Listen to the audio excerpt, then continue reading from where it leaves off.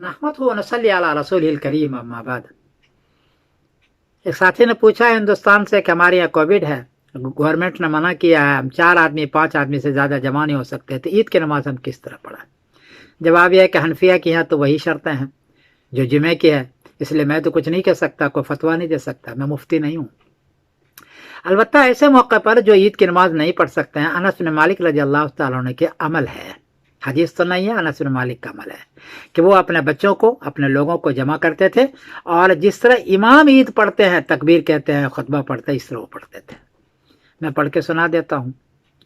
और आदमी कितने हो तो दारिक़ुतनी की हदीस है कि 4 आदमी मर्द हो तो ईद की नमाज हो सकती है। हालांकि हनफियत का फतवा ये नहीं है, लेकिन उनके यहाँ के 4 आदमी हो तो आप ऐसे मजबूरी के मौके पर अमल कर सकते हैं। मैं पढ़ के सुनाता हूँ।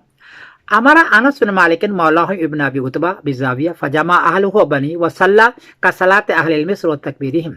अनस बिन मालिक अपने लोगों को जमा करते थे और जिस तरह शहर को के लोग नमाज पढ़ते हैं इस तरह पढ़ते थे, और जिस तरह शहर के लोग यानी इमाम तकबीर कहते हैं ईद की, उस तरह करते थे।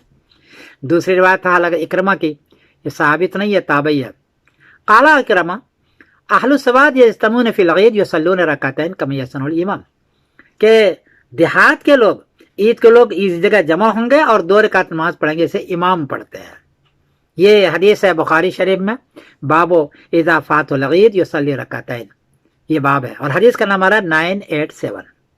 ये है हदीस का नंबर। इससे आपके लिए थोड़ी सी गुंजाइश है, आप इस तरह पढ़ लें, आपको सवाब भी इसका मिल जाए, क्योंकि आप वाकई मजबूरी है, ये मजबूरी के लिए मैं बता रहा हूँ, और आपको खुशी भी हो जाएगी। आदमी कितने हो इसके बारे में अन उम्मे अब्दुल्लाह दोसिया क़ालत क़ाला रसूलुल्लाह सल्लल्लाहु अलैहि वसल्लम अल जुमअतु वाजिबतुन अला कुल्लि क़रियतिन व लम यकुन फ़ीहा इल्ला अर्बअतुन।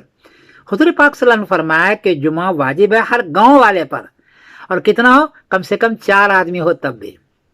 तो 4 आदमी अगर मर्द है तब भी वो कर सकता है, तो इस मजबूरी को पर ये कर सकते हैं। बाब है, ये दारिक़ुतनी में हदीस है, बाबुल जुमा अला अहलिल क़रिया, और नंबर हदीस का है 1576, ये हदीस है। तो दोनों गुंजाइश आपको मिल गई, आदमी 4 हों तो आप पढ़ सकते हैं, तो ये गुंजाइश आपको मिल गई।